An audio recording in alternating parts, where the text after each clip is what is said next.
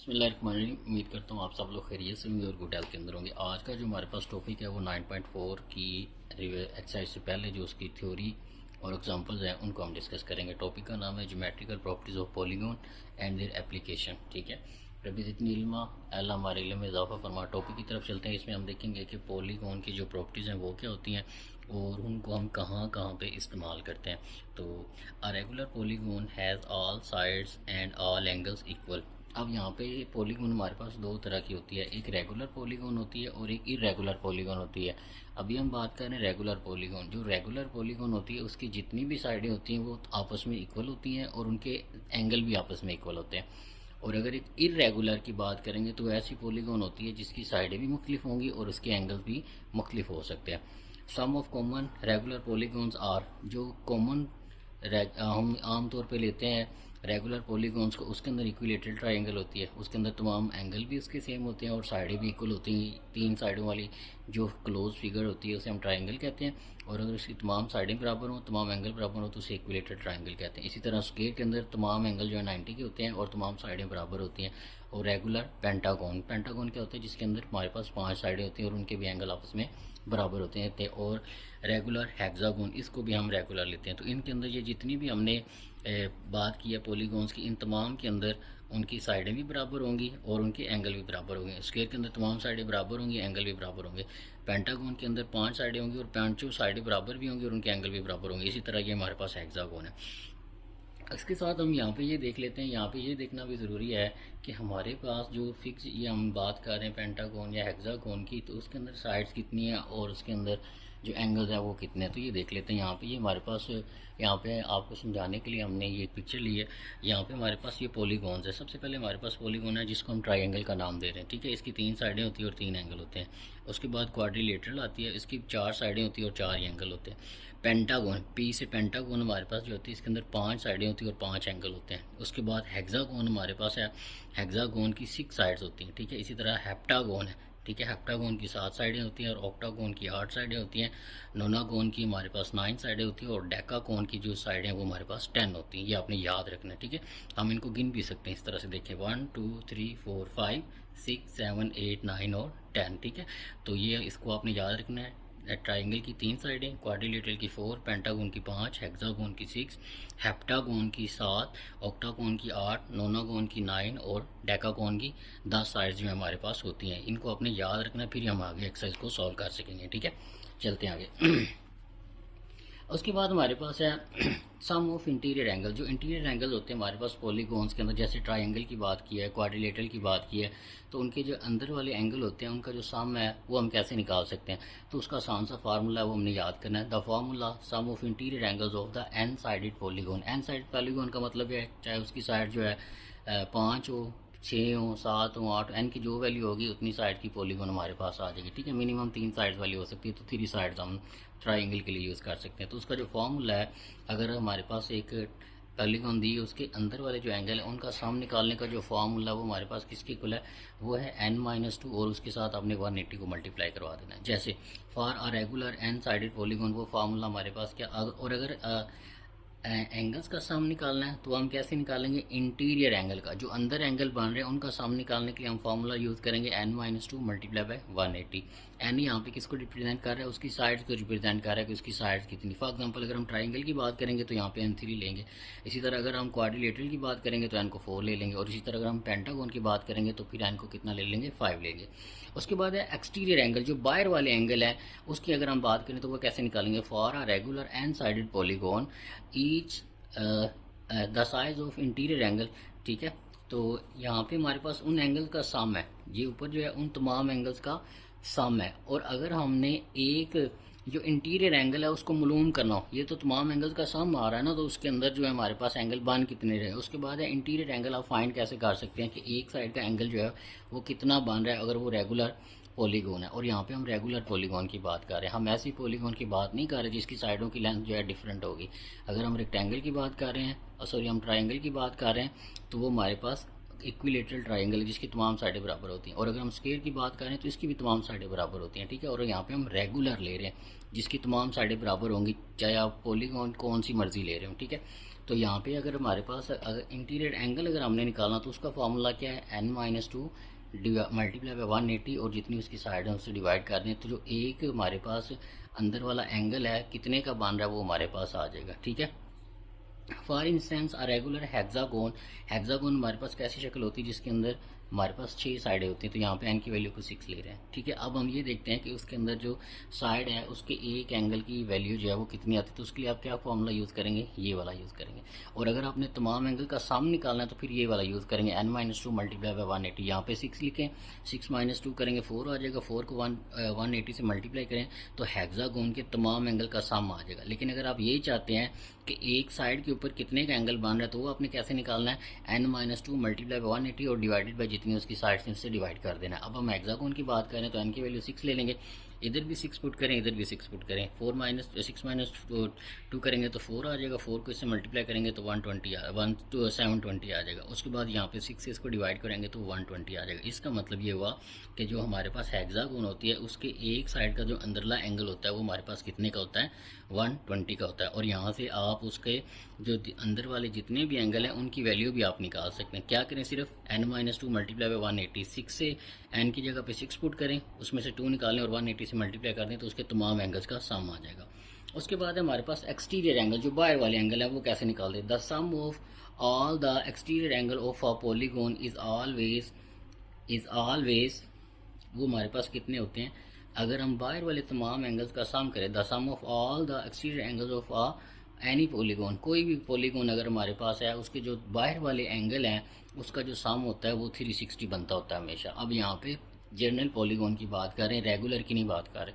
ऊपर जो हमने बात की है वो रेगुलर के लिए बात की है। यहाँ पे कोई भी पॉलीगॉन है, जैसे अगर आप यहाँ पे देखें ना, ये हमारे पास एक फिग है, अगर ये इसके 1 2 3 अंदर एंगल बन रहे तो इसी तरह ये बाहर भी एक एंगल है इसका, ये इधर भी एक एंगल है और इधर भी एक एंगल है। एक्सटीरियर एंगल और एक्सटीरियर एंगल में हम इसको डिवाइड कर सकते हैं। ठीक है, पहले हमने जो बात की वो इंटरनल एंगल्स की बात की, अब हम एक्सटीरियर जो बाहर वाले एंगल है उनकी बात कर रहे हैं। तो वो कह रहे हैं कि कोई भी पॉलीगॉन आप ले लें, उसके जो एक्सटीरियर एंगल होते हैं, जो बाहर वाले एंगल होते हैं, बाहर वाली साइडों के साथ जो एंगल बन रहे होते हैं उसका सम माशा हमारे पास कितना होता है, वो हमारे पास 360 के इक्वल होता है। ठीक है, regardless the number of sides. Exterior angles of the regular n sided polygon is, अगर आपने एक एंगल निकालना है, अगर आपको पता है ना कि जो हमारे पास पॉलीगॉन है उसके जो बाहर वाले एंगल है वो 360 बन रहे हैं, आप ये चाहते हैं कि एक साइड के ऊपर कितने का एंगल बन रहा है तो उसको आप एन से डिवाइड करवा दें। अब यहाँ पे एन किसको रिप्रेजेंट कर रहा है, उसकी साइड्स को रिप्रेजेंट कर रहा है। अगर तो वो ट्राई एंगल है तो इसको 3 पे डिवाइड कर दें, क्वाड्रिलेटरल है तो 4 पे डिवाइड कर देंगे, और इसी तरह हमारे पास अगर पेंटागोन है तो उसको 5 से डिवाइड कर देंगे तो उसके बाहर वाले एंगल हमारे पास आ जाएंगे जी। तो यहाँ पे हम एक्सटीरियर एंगल एक साइड का निकाल सकते हैं। अब यहाँ पे एक मज़े की बात लिखी कि interior and exterior angles are supplementary at a vertex, कि किसी भी वर्टेक्स के ऊपर आप अगर उसके अंदर जो एंगल बन रहा है और उसके जो बाहर एंगल बन रहा है अगर आप उसका सम करेंगे तो वो सप्लीमेंट्री एंगल बनता है। तो सप्लीमेंट्री एंगल क्या होता है कि ऐसे दो जाविये जिनको जमा करें तो उसका आंसर 180 के इक्वल आए तो उनको कौन से एंगल कहते हैं, सप्लीमेंट्री एंगल कहते हैं। और जो हमारे पास पॉलीगॉन होती है उसके बाहर वाले एंगल को और अंदर वाले एंगल को जो एक सेम वर्टेक्स के ऊपर बन रहा है तो हमेशा कितना बनेगा, 180 बनेगा। जैसे यहाँ पे हम देखते हैं, अगर हम इसकी बात करते हैं फॉर एग्जांपल इसकी बात करें तो इसके अंदर इधर कितने का एंगल बन रहा है, 90 का, और इसके बाहर भी कितने का एंगल बन रहा है, 90 का, तो इसके एक वर्टेक्स के ऊपर 180 का एंगल बनेगा। इसी तरह इसके ऊपर भी 180 का एंगल बनेगा, इसके ऊपर भी 180 का बनेगा। जितनी भी पॉलीगॉन्स है उसके एक वर्टेक्स के अगर ऊपर आप निकालना चाहते हैं कि इस ये एक वर्टेक्स के ऊपर कितने का एंगल कितने का जो है सम बन रहा है तो वो हमारे पास कितने का बनेगा, 180 का बनेगा। ठीक है, तो ये आपने याद रखना है। बाहर वाले एंगल को और अंदर वाले एंगल को एक वर्टेक्स के ऊपर अगर आप देखेंगे तो वो हमेशा 180 के इक्वल बनेगा और उसे सप्लीमेंट्री एंगल कहते हैं। ठीक है, आगे चलते हैं जी। यहाँ पे हमारे पास है डायगोनल्स क्या होते हैं, तो यहाँ से सबसे पहले ये समझ लेते हैं। ये यहाँ पे फॉर एग्जांपल ये हमारे पास पिक्चर बनी, जब दो लाइनें आपस को ऐसे क्रॉस करें, फॉर एग्जांपल एक ये डायगोनल है और एक ये डायगोनल है। ठीक है, मतलब ये वाली साइड इधर चली जाए और ये वाली साइड, एक लाइन इधर लें और एक लाइन इधर लें, जो आपस में ये दोनों लाइनें हैं, ये वाली लाइन और ये वाली लाइन, ये क्या है, डायगोनल है। ठीक है, इसी तरह हमारे पास इनके डायगोनल्स हम ड्रा कर सकते हैं। ठीक है, जैसे इसका डायगोनल ऐसे ले लेंगे, जैसे इसको बिल्कुल नीचे ले आएँ, इसको इधर ले जाएँ, इसको इधर ले जाएं और इसको इसके साथ मिला दें, तो ये डायगोनल्स हम निकाल सकते हैं कि डायगोनल क्या होते हैं और इनको कैसे देखते हैं। The total number of diagonals in a regular polygon with n sided, अगर एक हमारे पास पॉलीगॉन है उसकी साइडें जो हैं एन है, तो हम उसके जो है डायगोनल की तादाद निकाल सकते हैं।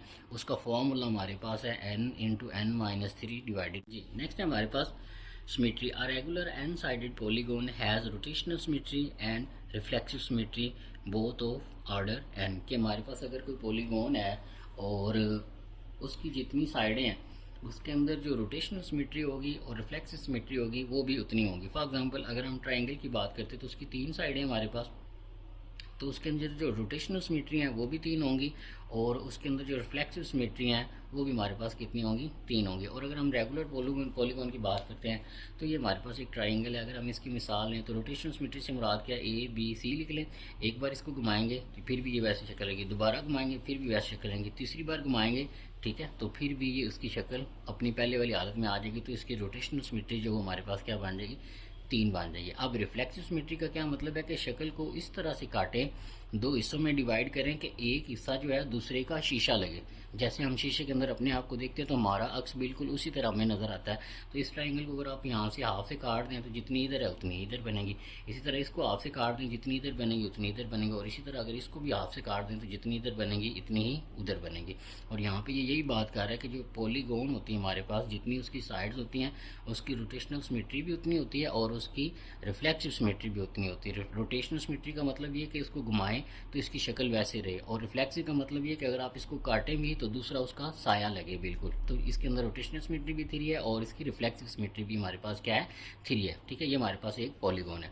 यहाँ पे यही बात उन्होंने की हुई है, a regular n sided polygon has rotational symmetry and reflexive symmetry both of order n. तो हमने यहाँ पे n is equal to three के लिए बात की थी तो तीन तीन आ गई हमारे पास।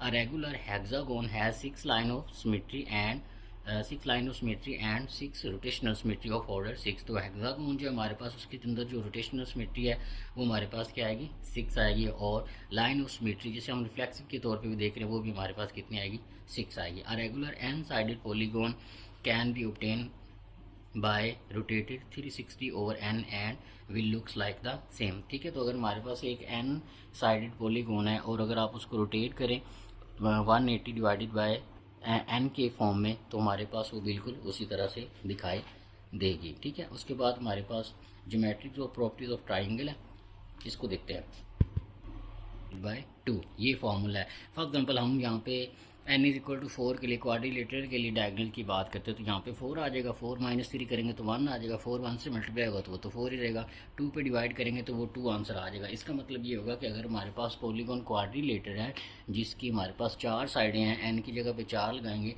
तो उसके दो डायगोनल बनेंगे और ये वाले बनेंगे, एक ये वाला बन जाएगा और दूसरा ये वाला बन जाएगा ठीक है। तो इस तरह से हम इनका डायगोनल का काउंट निकाल सकते हैं ठीक है। उसके बाद हमारे पास है geometrical properties of the triangle. तो आप ट्राइंगल की ज्योमेट्रिकल प्रॉपर्टी देखते हैं। ट्राइंगल हमारे पास पहली पॉलीगॉन होती है ठीक है, जो पहले नंबर पे आती है। A triangle is a polygon with three sides and three angle. A triangle come in the various type based on the side length and angle. तो ट्राइंगल हमारे पास डिफरेंट टाइप्स की होती हैं, साइड के लिहाज से भी और एंगल के लिहाज से भी। उसके बाद हम बात कर रहे हैं एंगल्स के sum. The sum of interior angles of any triangle is 180। जो कि हमारे पास ट्राइंगल होती है हम उसके अगर इंटीरियर एंगल का सम करें तो वो हमेशा 180 आता है ठीक है, ये हमें पता है। और यहाँ से हम इसको प्रूव भी कर सकते हैं कि जो पीछे हमने बात की थी कि अगर हमने इंटीरियर एंगल्स का सम निकालना हो एक रेगुलर पॉलीगॉन का तो हम क्या करेंगे, n-2 मल्टीप्लाई बाय 180 करेंगे। तो यहाँ पे 3 ले लें, 3 - 2 करेंगे तो 1 आएगा, 180 से मल्टीप्लाई होकर 180 ही बनेगा। तो यहाँ पे इसने बात कही हुई है कि अगर आप सम करेंगे किसी भी ट्राइंगल का उसके इंटीरियर एंगल का तो वो हमारे पास क्या बनेगा, 180 बनेगा। और अगर हमारे पास वो ट्राइंगल इक्विलेटरल ट्राइंगल है, इक्विलेटरल का मतलब है कि उसकी तमाम साइडें अगर सेम है, ऑल साइड्स आर इक्वल, तो हर एंगल कितने का होगा, उसके अंदर 60 का होगा अगर वो इक्विलेटरल ट्राइंगल है। अगर वो इक्विलेटरल नहीं है तो फिर ये हर एंगल 60 का नहीं होगा, लेकिन तमाम एंगल को सम करेंगे तो वो 180 ही बनेगा। It has 3 lines of symmetries and rotational symmetries of order 3। ये हमने अभी बात की थी, इसकी हमारे पास जो सिमेट्रीज आती हैं वो हमारे पास 3 आती हैं।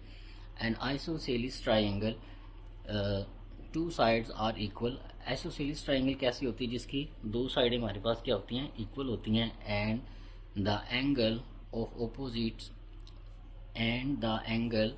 Opposite to the equal sides are also equal. तो जो अपोजिट साइड्स के एंगल होते हैं वो उनके दो क्या होते हैं, इक्वल होते हैं। It has one line of symmetry. तो ये जो हमारे पास आइसोसेलिस ट्राइंगल होती है, आइसोसेलिस ट्राइंगल जिसकी दो साइडें बराबर होती है, उसकी जो लाइन ऑफ सिमेट्री है वो हमारे पास कितनी आती है, 1 आती है। ठीक है, तो ये आपने याद रखना। ठीक है, उसके बाद हमारे पास है exterior angle of a triangle. कि हमारे पास जो ट्राइंगल होती है उसके जो बाहर वाले एंगल होते हैं वो क्या होते हैं। The measure of an exterior angle in triangle is equal to the sum of measure of two opposite interior angles. तो अगर आपने एक्सटीरियर एंगल निकालना है किसी भी ट्राइंगल का, तो वो कैसे आप निकाल सकते हैं, उसके जो इंटरनल एंगल हैं, फॉर एग्जांपल ये वाला एंगल और ये वाला एंगल, अगर इन दोनों को आप जमा करेंगे तो जो जवाब आएगा वो उसके ऑपोजिट जो वर्टेक्स पड़ा हुआ है उसके ऊपर वो एक्सटीरियर एंगल होगा। फॉर एग्जांपल यहाँ पे एंगल एक्स है, यहाँ पे वाई, अगर इन दोनों को जमा करेंगे तो इसका जो जवाब आएगा वो एंगल सी के ऊपर बन रहा होगा। ठीक है, और उसको हमने क्या नाम दिया है, एक्सटीरियर एंगल डब्ल्यू का नाम दिया है। ठीक है, तो ये डब्ल्यू बन रहा होगा। एक्स और वाई ये दोनों के ऊपर जो एंगल बन रहा है वो यहाँ पे जो सी के ऊपर एंगल बन रहा है वो उसकी वैल्यू है। जी, नेक्स्ट है हमारे पास ज्योमेट्रिकली प्रॉपर्टीज ऑफ पैरेललोग्राम। तो अब हमने देखना है कि पैरेललोग्राम की जो प्रॉपर्टीज हैं वो हमारे पास क्या होती हैं। A parallelogram is equilateral, sorry, parallelogram is quadrilateral. Quadrilateral क्या होती है, ऐसी शक्ल जिसकी 4 साइडें हों, whose opposite sides are parallel and equal in the length. कि उसकी जो आमने सामने वाली साइड होती हैं ऑपोजिट, ये वाली साइड इसके बराबर और ये वाली साइड इसके बराबर, ऑपोजिट साइड जो होती हैं वो बराबर होती हैं। ठीक है, and opposite angles are equal, और उसके जो ऑपोजिट एंगल्स होते हैं वो भी आपस में क्या होते हैं, इक्वल होते हैं। ठीक है, its adjacent angles are supplementary. कि उसके जो दोनों जाविये जुड़े हुए होते हैं, जिनके बाजू आपस में जुड़े होते हैं, अगर आप उन दोनों एंगल्स का सम करें तो वो हमारे पास क्या बनता है, 180 बनता है। जी, तो ये हमने एक पैरेललोग्राम की पिक्चर ली है आपको समझाने के लिए। देखिए इसके ऑपोजिट जो एंगल्स हैं वो हमारे पास इक्वल होते हैं। जैसे ये दोनों आपस में इक्वल हैं, 51.15 लिया हुआ है इसको, और ये भी 51.15 है, और ये वाले जो एंगल ऑपोजिट ये 128.85 ये भी आपस में बराबर है। और यहाँ पे ये बताया हुआ है कि जो दो एडजस्टेड एंगल है, फॉर एग्जांपल ये और ये आपस में एडजस्टेड है, अगर आप इन दोनों को जमा करेंगे तो वो हमारे पास क्या बनाएगा, 180 बनाएगा। और अगर आप इन दोनों को जमा करेंगे वो भी 180 बनाएगा, इन दोनों को जमा करेंगे 180, ये भी दोनों आपस में 180। जिनके दो बाजू आपस में जुड़े हुए उन्हें एडजस्टेंट एंगल कहते हैं। जैसे इसका बाजू इसके साथ जुड़ा, इन दोनों को जमा करेंगे तो 180, इसको भी जमा करेंगे तो 180 बनेगा। और ये क्वाड्रिलेटरल है हमारे पास, क्वाड्रिलेटरल जिसकी ऑपोजिट साइड बराबर हो और ऑपोजिट एंगल आपस में बराबर हो। ठीक है, तो वो हमारे पास क्या बनाता है, पैरेललोग्राम बनाता है। ठीक है, ये हमारे पास है। ठीक है, ये हमारे पास पैरेललोग्राम बनाता है। और अगर इनको जमा करेंगे जो साइडें आपस में जुड़ी हैं तो उनका आंसर किसके इक्वल आएगा, उनके जावियों का 180 के इक्वल आएगा। The diagonal of parallelogram bisects each other. जो डायगोनल होते हैं, अब इसका डायगोनल कैसे लेंगे, फॉर एग्जांपल इसका डायगोनल क्या था, ये वाला और ये वाला आपस में एक इधर से लाइन इस कॉर्नर के साथ मिला दें, इधर से एक लाइन इसके साथ मिला दें, तो ये इसके कॉर्नर होंगे। ठीक है, तो जब ये कॉर्नर आपस एक दूसरे के साथ मिलते हैं पैरेललोग्राम के अंदर, तो वो इसके मिड पॉइंट पे मिलते हैं। जो इसका दरमियान वाला पॉइंट बनता है पैरेललोग्राम का, उसके ऊपर मिलते हैं। They are not equal in length, और ये लेंथ में आपस में बराबर नहीं होता। ये याद रखना आपने बात की। पैरेललोग्राम के जो डायगोनल होते हैं ये आपस में, ये पैरेललोग्राम है, एक ये डायगोनल आएगा, दूसरा ये डायगोनल आएगा, ये मिलेंगे तो पैरेललोग्राम के दरमियान में, लेकिन ये वाला डायगोनल और ये वाला डायगोनल आपस में बराबर नहीं होंगे। ठीक है, नेक्स्ट चलते हैं। उसके बाद हमारे पास क्वाड्रिलेटरल के अंदर रेक्टेंगल की मैंने बात की। रेक्टेंगल के अंदर तमाम एंगल जो होते हैं वो 90 के होते हैं। ठीक है, रेक्टेंगल के अंदर तमाम एंगल कितने के होते हैं, 90 के होते हैं, और डायगोनल्स क्या होते हैं, उसके इक्वल होते हैं। पैरेललोग्राम के अंदर डायगोनल इक्वल नहीं होते। ठीक है, और रेक्टेंगल के अंदर जो डायगोनल्स होते हैं वो क्या होते हैं, इक्वल होते हैं। उसके बाद हमारे पास रोम्बस है। रोम्बस में क्या है, ऑल साइड्स हमारे पास क्या होती हैं, इक्वल होती हैं, और diagonal bisects at the right angle, और जो डायगोनल होते हैं वो 90 डिग्री के एंगल के ऊपर एक दूसरे को कट करते हैं। ठीक है, ये बात उन्होंने पैरेललोग्राम और रेक्टेंगल के अंदर नहीं कही, रोम्बस के अंदर है। रोम्बस के अंदर तमाम साइडें जो होती हैं लेंथ में इक्वल होती हैं, और उसके जो डायगोनल्स आपस में इंटरसेक्ट करते हैं वो 90 डिग्री के एंगल के ऊपर बात करते हैं। ठीक है, उसके बाद हमारे पास स्क्वायर की बात कर रहे हैं। All sides are equal, all angles are 90 and diagonals are equal and bisects each other at right angle. और तमाम जो हमारे पास दो इसके जो डायगोनल बनते हैं वो 90 डिग्री के एंगल के ऊपर आपस में एक दूसरे को इंटरसेक्ट करते हैं। ठीक है, और इसके डायगोनल भी इक्वल होते हैं, और उसके ऊपर हर एंगल 90 डिग्री का होता है और उसकी तमाम साइडें भी आपस में बराबर होती है। तो ये ब्यूटीफुल फिगर है हमारे पास स्क्वायर की। अगर हम बात करें तमाम साइडें भी बराबर, तमाम एंगल 90 के और डायगनल भी बराबर होते हैं, और जो डायगनल आपस में इंटरसेक्ट करते हैं वो हमारे पास 90 के एंगल के ऊपर इंटरसेक्ट करते हैं।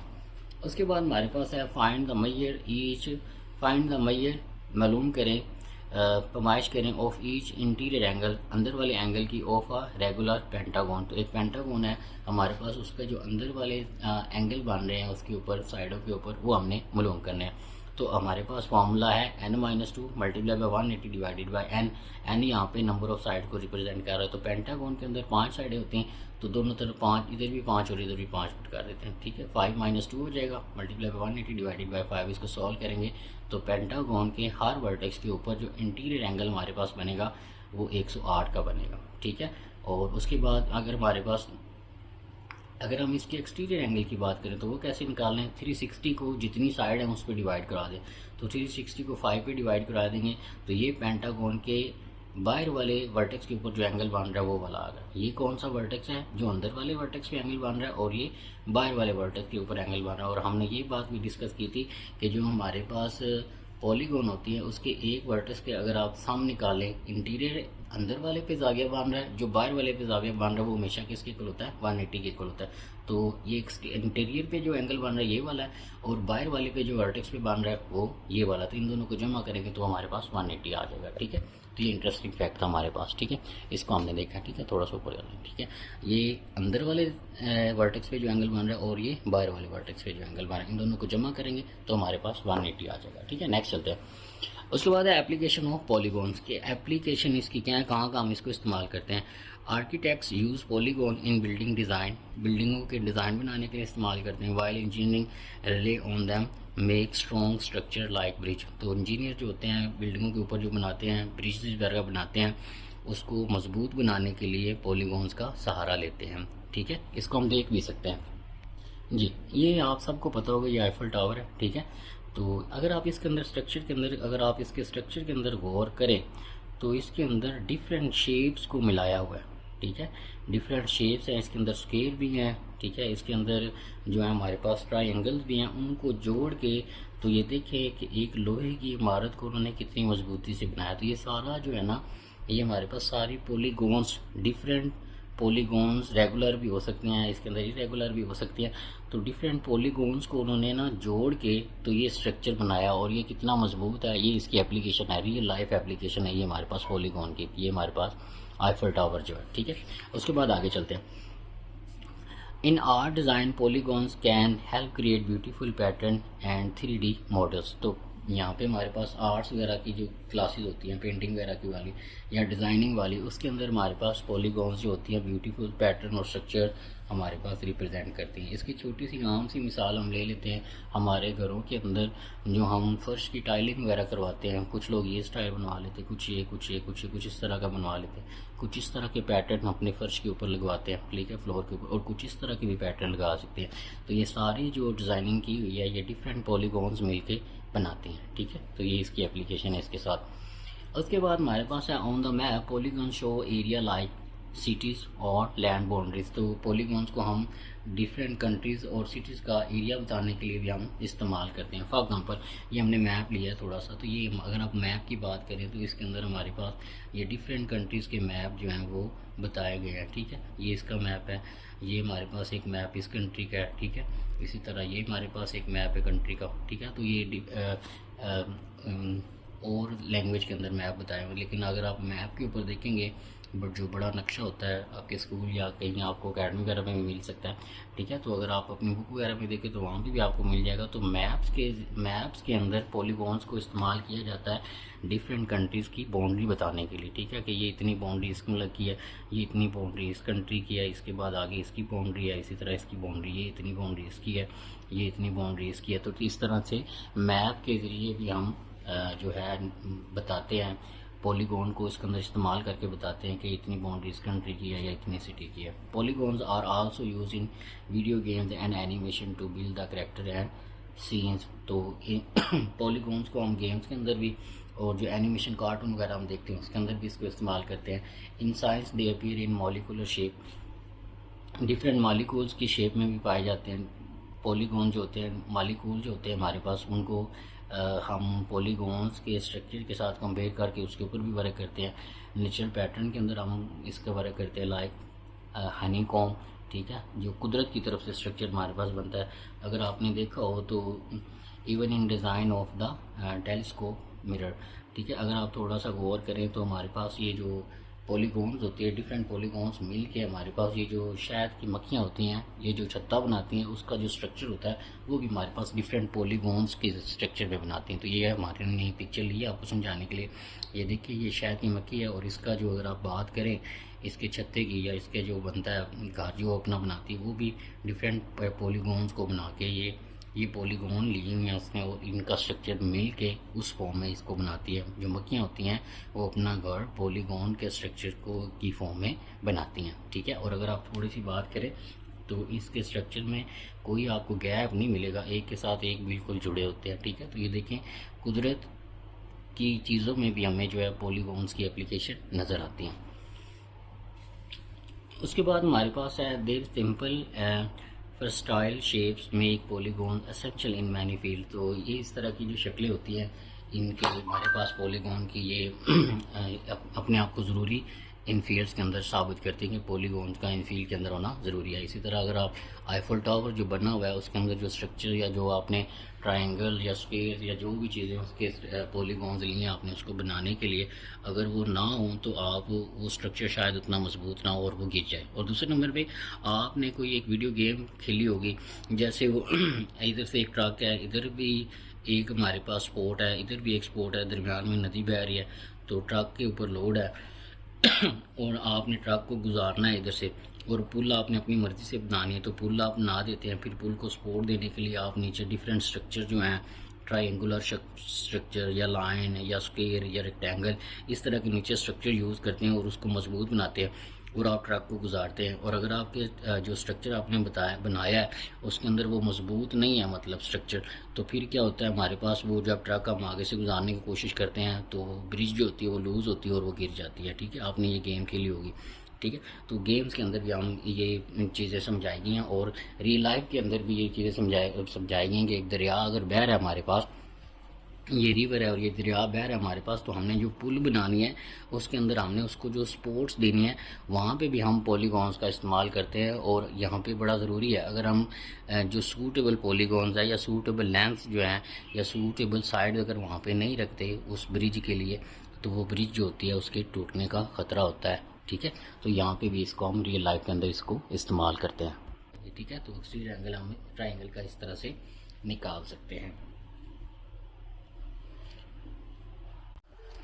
जी। नेक्स्ट है हमारे पास टेसलेशन, ठीक है। टेसलेशन हमारे पास क्या होता है, जब हमारे पास डिफरेंट पॉलीगॉन्स मिलकर एक बड़ा स्ट्रक्चर बनाती है तो उसे हम टेसलेशन कहते हैं, ठीक है। Tessellation is a pattern of shape that fits together perfectly without any gap, कि अगर हमारे पास डिफरेंट शक्ल को अगर हम पॉलीगॉन भी कह सकते हैं, लेकिन यहाँ पे वो डिफरेंट शक्लों की बात कर रहा है कि पॉलीगॉन के अलावा भी अगर कोई शक्लें हैं तो अगर आप उनको इस तरह मिलाएं कि वो आपस में एक दूसरे के साथ बिल्कुल जुट जाए विदाउट एनी गैप, कि उनके दरमियान कोई गैप ना हो और ओवरलैप्स और एक दूसरे के ऊपर आ जाए, कवरिंग अ प्लेन, और एक जगह को या एक प्लेन को कवर कर लें। These shapes can be repeated infinitely, इसको मतलब ये डिफरेंट शक्लें बड़ी बार मिल सकती हैं, जितनी बार इसको मर्जी जोड़ते जाएं, ठीक है। Infinitely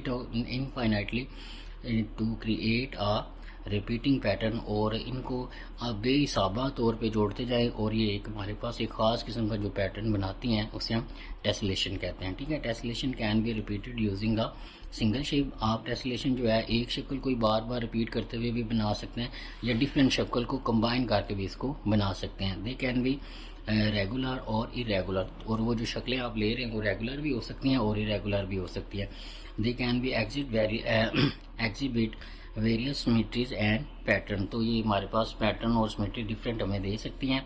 only 3 regular polygons can be tessellate the plane on their own, तो हमारे पास यहाँ पे वो कह रहे हैं कि 3 तरह की रेगुलर पॉलीगॉन है जिसको हम आमतौर पर अमूमन टेसलेट या बड़े स्ट्रक्चर बनाने के लिए इकट्ठा करके जोड़ते हैं। वो कौन कौन सी हैं? इक्विलेटरल ट्रायंगल है, उसके बाद स्क्वायर है और रेगुलर हेक्सागोन है। ये तीन तरह के हमारे पास जो पॉलीगॉन है, इनको अमूमन या आम तौर पर हम इसको इस्तेमाल करते हैं, ठीक है। और यहाँ पे उन्होंने क्वाड्रिलेटरल के बारे में बताया, इसको भी साथ पढ़ लेते हैं। Quadrilateral triangle can be tessellate perfectly because the internal angles of each equilateral triangle is 60।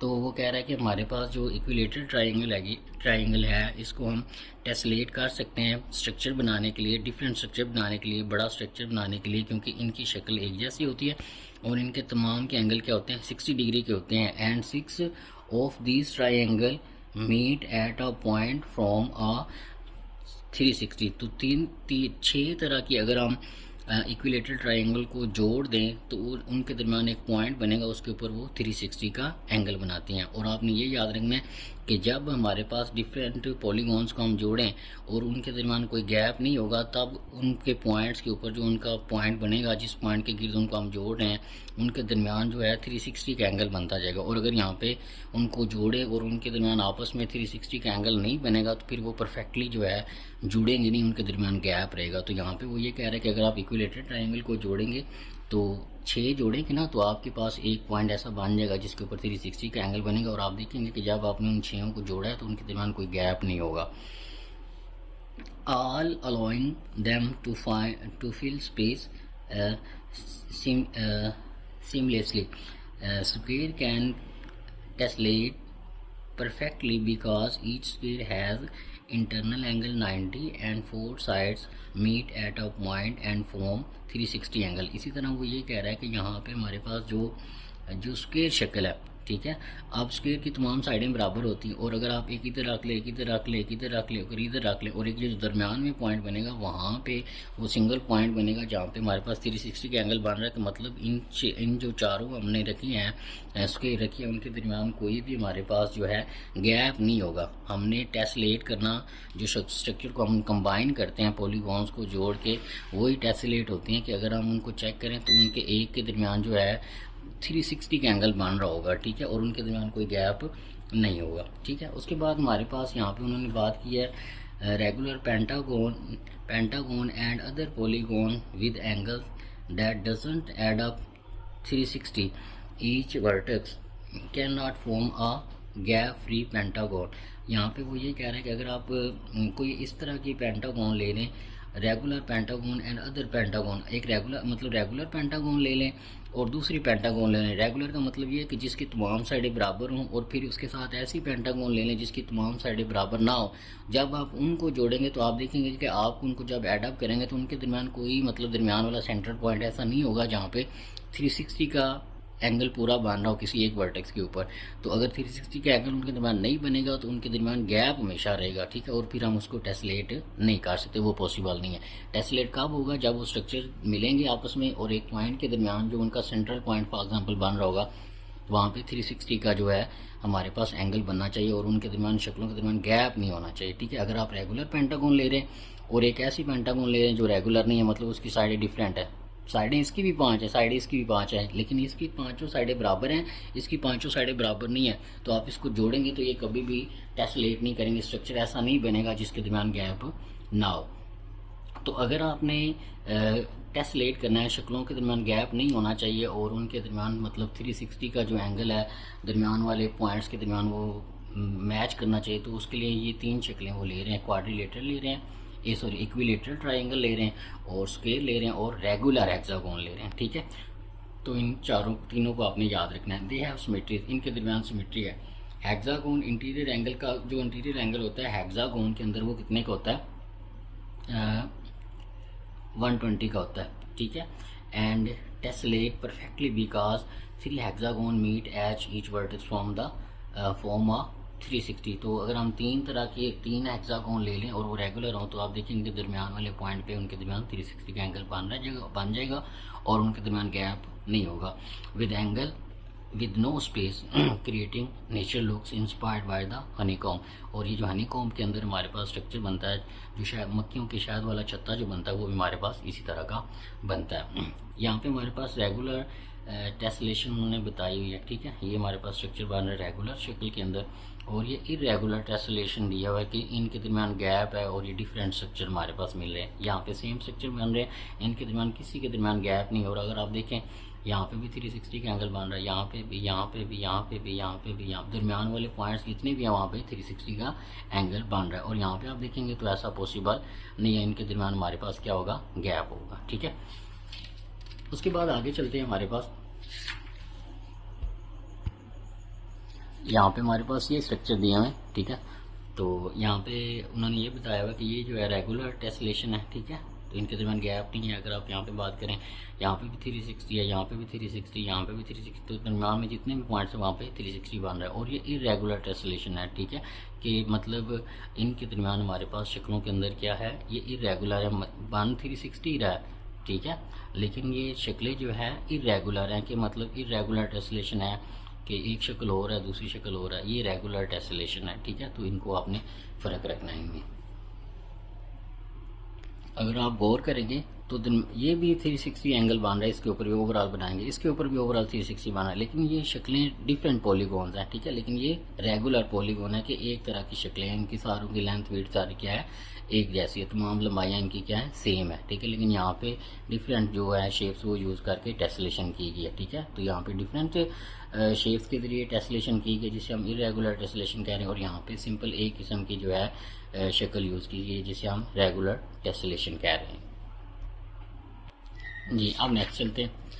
Next है हमारे पास tessellation is created using the combination of regular pentagon. Pentagon regular pentagon को जो हमने इस्तेमाल किया और टेसलेशन किया है, मतलब एक बड़ा स्ट्रक्चर बनाया है, एंड डेकागोन, पेंटागोन और डेकागोन को जो है वो यूज़ करते हुए बनाया गया। Find the sum of angle at the vertex, उनके वर्टेक्स के ऊपर जो एंगल्स का सम बन रहा है वो हमने बताना है। वेयर द पेंटागोन, पेंटागोन के ऊपर एंड डेकागोन मीट, जहाँ पे पेंटागोन और डेकागोन मिलती हैं वहाँ पे जो एंगल के ऊपर सम बन रहा है वो हमने बताना है। तो interior angles of the regular decagon हम पहले निकाल लेते हैं। डेकागोन क्या होता है, जिसके 10 वर्सेस होते हैं। तो इंटीरियर एंगल कैसे निकालते थे, n-2 multiply by 180 divided by n। तो n की जगह पे 10 पुट करेंगे तो जो इंटीरियर एंगल, जो अंदर वाले एंगल है हमारे पास डेकागोन के ऊपर, एक पॉइंट के ऊपर जो एंगल बन रहा है वो हमारे पास ये आ गया।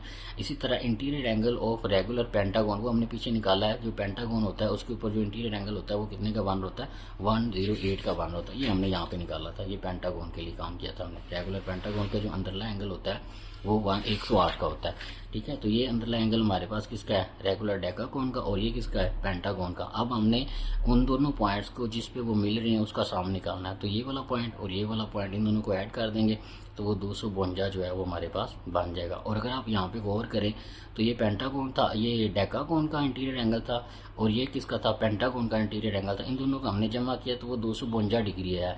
सिंस एंगल जो है वो 360 के इक्वल नहीं है, तो इसका मतलब ये जो टेसलेशन है वो पॉसिबल नहीं है। टेसलेशन कब पॉसिबल होगी, जब इंटीरियर एंगल और एक्सटीरियर एंगल को अगर आप सम करें पूरे उस पॉइंट के ऊपर, अगर आप पूरे एंगल्स का सम करेंगे तो वो कितना बनना चाहिए, 360 बनना चाहिए। तो यहाँ पे ये 360 नहीं बन रहा, इसका मतलब इसकी टेसलेशन मुकम्मल नहीं होगी, इसके अंदर गैप होंगे इस शक्ल के अंदर। A parallelogram shape room has base, एक पैरेललोग्राम की शक्ल का कमरा है, उसकी बेस 10 है, ठीक है, और उसकी जो हाइट है वो हमारे पास 8 मीटर है। बाबर वांट टू कारपेट, वो कारपेट लगाना चाहता है रूम के अंदर यूजिंग द रोल कवर, जो एक रोल इस्तेमाल हो रहा है उसकी जो लंबाई है वो जो उसका साइज़ वगैरह है वो 20 मीटर स्क्वायर है ईच की। How many rolling carpet do he need, उसे कितने कारपेट चाहिए होंगे अपना सारा एरिया कवर करने के लिए। तो सबसे पहले हमें उसका एरिया निकालना पड़ेगा पैरेललोग्राम का। ये उसकी लेंथ है, ये उसकी विड्थ है। तो पैरेललोग्राम का एरिया कैसे निकालते थे, पैरेललोग्राम का एरिया निकालते हैं, ए से ज़ाहिर करते हैं base multiply by height. Base को हाइट से मल्टीप्लाई करेंगे तो जो टोटल एरिया उसने कवर करना है वो कितना है, 20 का है। अब एक रोल कितना एरिया कवर करता है, 20, तो 80 को 20 पे डिवाइड कर दे तो टोटल कितने रोल बनेंगे, 4 रोल बनेंगे। अगर वो 4 रोल ले आता है 20 मीटर स्क्वायर की फॉर्म के, तो पूरा जो उसका पैरेललोग्राम शेप का एरिया वो कवर हो जाएगा। ये रियल लाइफ के रिलेटेड एग्जांपल हैं सारी हमारे पास, ये याद रखना है। Find the area equilateral triangle, एक इक्विलेटरल ट्राइंगल है, हमने उसका एरिया मालूम करना है। ABC उसका नाम है, of the side length S, अब उसकी लेंथ क्या है, S है। अब ये इक्विलेटरल ट्राइंगल है, इसकी तमाम साइडों की लेंथ क्या होगी, बराबर होगी, ठीक है। तो ये इक्विलेटरल ट्राइंगल हमने यहाँ पे लिया है, इसकी भी साइड S, ये भी S और ये भी S। ठीक है। अब हमने इसका एरिया मालूम करना है, तो एरिया का फॉर्मूला होता है 1/2 base multiply by height triangle के लिए। ये ट्राइंगल का एरिया होता है 1/2 बेस मल्टीप्लाई बाय हाइट। तो लेकिन यहाँ पे हमारे पास इसकी हाइट नहीं है, लेकिन इसकी साइडों की लेंथ है हमारे पास, ये ऐसा है, ये ऐसा है, ये भी ऐसा है। अगर आप ए के ऊपर एक बिल्कुल स्ट्रेट लाइन गुजारेंगे, इस पूरी की साइड की अगर लेंथ एस थी तो ये s/2 बन जाएगी, ये भी s/2 आ जाएगी। मतलब एस को आधा एस इधर चला जाएगा, आधा एस इधर चला जाएगा, ये लिखा हुआ है। अब इसको यूज़ करते हुए हम इसका एरिया निकाल सकते हैं यूजिंग ट्रिग्नोमेट्रिक रेशियो। अगर हम यहाँ पे बात करें, अगर ये हमारे पास इक्विलेटरल ट्राइंगल है तो इसके तमाम साइडों के ऊपर जो एंगल है, तमाम पॉइंट्स के ऊपर वो 60 का बन रहेगा। ये भी 60, ये भी 60, ये भी 60। यहाँ पे एक हमने परपेंडिकुलर गिराया है, तो ये वाली लेंथ जो है हमने इसको गिराया तो ये आधे आधे में काटी। अब हम यहाँ पे ये ट्राइंगल कंसीडर करते हैं ABC। ये ABC ट्राइंगल थी, हमने ABC का एरिया निकालना है। लेकिन सबसे पहले हम क्या करते हैं, हम पहले ये हाइट निकालते हैं कि ये हाइट कितनी बन रही। तो उसके लिए आप क्या करते हैं, ABD को यूज़ करते हैं और इसके ऊपर साइन थीटा का फार्मूला लगाते हैं। अगर हम साइन 60 डिग्री इस ट्राइंगल के ऊपर ABD के ऊपर लगाएंगे तो साइन 60 किसके इक्वल होता है, परपेंडिकुलर ओवर हाइपोटेनस। तो परपेंडिकुलर क्या है, AD। तो ये हमारे पास परपेंडिकुलर हाइपोटेनस है, परपेंडिकुलर क्या आ जाएगा, AD, और उसके साथ क्या आ जाएगा, परपेंडिकुलर ओवर हाइपोटेनस। तो हाइपोटेनस क्या है, एस है, तो ये एस आ जाएगा। साइन 60 की वैल्यू निकालेंगे तो साइन 60 √3/2 के इक्वल होता है। यहाँ से हमने इसकी वैल्यू निकालनी है, इधर जाके मल्टीप्लाई हो जाएगा। ठीक है, ये हमारे पास इस लेंथ की लंबाई आ गई, हाइट की, सॉरी, ए से डी की ये हाइट आ गई √3/2 मल्टीप्लाई बाय एस। अब एरिया ऑफ ट्राइंगल हमने निकालना है ABC का, तो वो क्या होता है 1/2 base multiply by height, 1/2 base multiply by height. Base हमने हमारे पास क्या है, S है, ये पूरी लेंथ क्या है, S है, तो इसकी जगह पे S आ गया। हाइट हमारे पास नहीं थी, वो हमने यहाँ से निकाली है। तो यहाँ पे हाइट का फॉर्मूला जो भी हमने कैलकुलेट किया है √3/2 और मल्टीप्लाई बाय S, ये निकाल देंगे। S मल्टीप्लाई होगा तो S की आ जाएगा √3/4, ये हमारे पास 2 से 2 मल्टीप्लाई के 4 आ जाएगा। तो ये ट्राइंगल ABC का हमारे पास एरिया आ जाएगा। ठीक है जी। नेक्स्ट हमारे पास example number 17। Ali want to create floor design. Ali अपने फर्श के ऊपर जो है डिज़ाइन करना चाहता है। फाइंड दैट यूजर इस्तेमाल करता है रेगुलर हेक्सागोन, वो इस्तेमाल करता है with each side of length, उसकी हर साइड की जो लेंथ है वो 1 मीटर होनी चाहिए। एंड इक्विलेटरल ट्राइंगल, दो तरह की फिक्स जो है वो इस्तेमाल कर रहा है, हेक्सागोन इस्तेमाल कर रहा है रेगुलर, और इक्विलेटरल ट्राइंगल इस्तेमाल कर रहा है, और उसकी भी जो तमाम साइडें उसकी लेंथ क्या है 1 मीटर है। ठीक है, to cover the rectangular area measuring 10 meter by 5 meter, ये उसका एरिया है जो उसने कवर करना है, और ये रेक्टेंगुलर फॉर्म का है। तो इसका पहले एरिया निकालेंगे, उसके बाद हम देखते हैं फाइंड हाउ मैनी हेक्सागोन, कितनी हेक्सागोन चाहिए होंगी, एंड ट्राइंगल, कितनी हेक्सागोन लगेंगी और कितनी ट्राइंगल लगेंगी, ये आपने बताना है इतने एरिए में। अगर हेक्सागोन की हर साइड की लेंथ 1 हो, ट्राइंगल की भी हर साइड की लेंथ 1 हो, तो इतना एरिया कवर करने के लिए कितनी हेक्सागोन लगेंगी और कितनी हमारे पास ट्राइंगल लगेंगी। Ali will need to complete the tessellation, के बड़ा स्ट्रक्चर बनाने के लिए फर्श के ऊपर कितनी टाइलें कितनी हमारे पास ट्राइंगल्स लगेंगे और कितनी हमारे पास हेक्सागोन लगेंगे, ये हमने बताना है। अब सबसे पहले हमारे पास हम चेक करते हैं, पहले टोटल एरिया हमारे पास कितना होना है वो देख लेते हैं। The area of rectangular floor जो है वो हमारे पास 10 मीटर मल्टीप्लाई बाय 5 मीटर, ये इतना एरिया है जो उसने कवर करना है। ठीक है, 50 मीटर का स्केल। अब इसके साथ हमने ये बताना है कि ट्राइंगल्स कितनी लगेंगी और हेक्सागोन कितनी लगेंगे। तो उससे पहले हमें ट्राइंगल का एरिया पता होना चाहिए और हेक्सागोन का एरिया पता होना चाहिए, और कितनी ट्राइंगल लगेंगी और कितनी हेक्सागोन ला के 360 एंगल बनाएंगे, तो उसके हिसाब से हम बताएंगे ना कि एक हेक्सागोन है उसके अंदर कितनी ट्राइंगल लगेंगी। ठीक है, फिर अगले एक स्ट्रक्चर बनेगा, फिर दूसरा बनेगा। अब यहाँ पे एक बात आपने याद रखनी है कि एक जो हमारे पास हेक्सागोन, रेगुलर हेक्सागोन होती है, उसके अंदर हमारे पास जो 6 ट्राइंगल है ना, वो हमारे पास उसके अंदर फिक्स हो सकती है। यहाँ पे ये हमारे पास बात जो है काबिल गौर है, ये याद रखना है कि एक हेक्सागोन, रेगुलर जो हेक्सागोन है उसके अंदर 6 इक्विलेटरल ट्राइंगल फिक्स हो सकते हैं। ठीक है, तो सबसे पहले हम ट्राइंगल का एरिया मालूम करते हैं। The area of triangle, equilateral triangle का एरिया ये हमारे पास आता है। ये कैसे हमें पता चला, ये अभी हमने निकाला था √3/4 का स्केल। तो ये ट्राइंगल का एरिया आ गया। अब एक हेक्सागोन के अंदर कितनी, एक रेगुलर जो हेक्सागोन होती है उसके अंदर कितनी ट्राइंगल आती है 6। तो हमने हेक्सागोन का अगर एरिया निकालना है तो ये एक ट्राइंगल का एरिया, इसको 6 से मल्टीप्लाई करा दें तो वो हेक्सागोन का एरिया आ जाएगा या 6 ट्राइंगल्स का एरिया आ जाएगा। ठीक है, तो यहाँ पे हमारे पास 6 से इसको मल्टीप्लाई करेंगे तो ये एरिया ऑफ हेक्सागोन बन जाएगा। इसको 6 से मल्टीप्लाई करा सिंपली, तो अगर आप इसको सिंप्लीफाई करेंगे 2 से कैंसिल, 2 2 4, 2 3 6, तो ये हमारे पास बन जाएगा सिंप्लीफाई होने के बाद।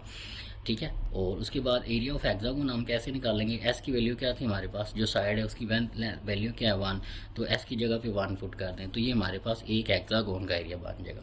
इसी तरह अगर हम एक ट्राइंगल का टोटल एरिया निकालें तो इसमें एस की जगह पे 1 फुट करें तो ये इक्विलेटरल ट्राइंगल का एरिया आ जाएगा। ये एक हेक्सागोन का एरिया है और ये एक ट्राइंगल का एरिया, ठीक है। और ये टोटल एरिया जो उसने कवर करना है, दोनों में फ़र्क है, ये याद रखना। ये टोटल एरिया हमने कवर करना है, ये एक हेक्सागोन का एरिया है और ये एक ट्राइंगल का एरिया है, ठीक है। उसके बाद आगे चलते हैं।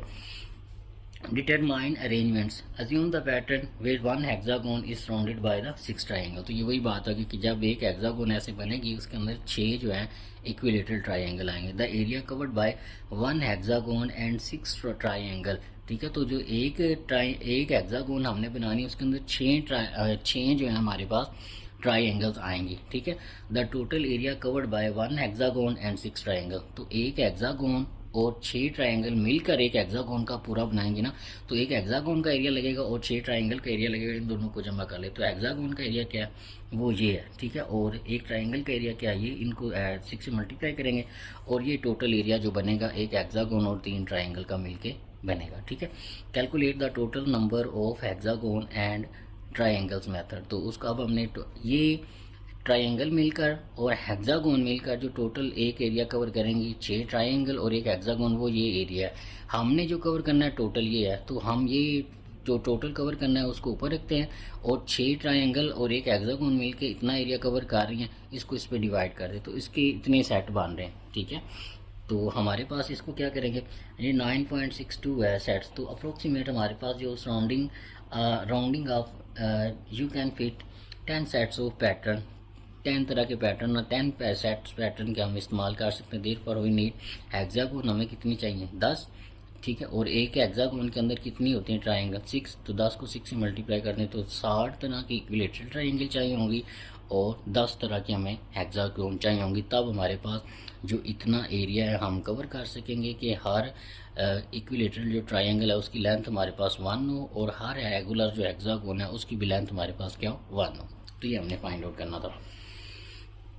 नेक्स्ट हमारे पास है फलक प्लान्स, प्लान करता है टू टाइल लगाने का, उसके पैटियो है हमारे पास। पैटियो बेसिकली क्या होता है, हमारे घर के बाहर जो खाली जगह होती है घर से बाहर उसको कवर करने के लिए उसे पैटियो कहते हैं। विद द एरिया, उसका जो एरिया है वो 100 मीटर स्क्वायर है। ही डिसाइडेड, वो फैसला करता है to use both square tiles and triangular tile. तो 2 तरह की वो टाइलें लेने की कोशिश कर रहा है, उससे कवर करने की कोशिश कर रहा है, स्क्वायर टाइप की और ट्रायंगुलर टाइप की। With in area of 0.25 square, ठीक है।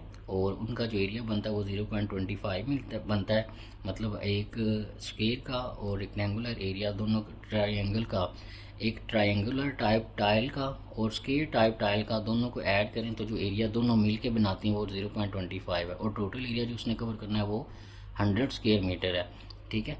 तो इफ़ 60% टाइल्स विल यूज़, अगर वो 60% स्क्वायर वाली टाइप ले लें और 40% ट्रायंगुलर वाली टाइल ले लें, how many tiles each shape is needed, तो आप ये बताएं कि हर तरह की जो शक्ल है उसकी कितनी टाइलें लगेंगी।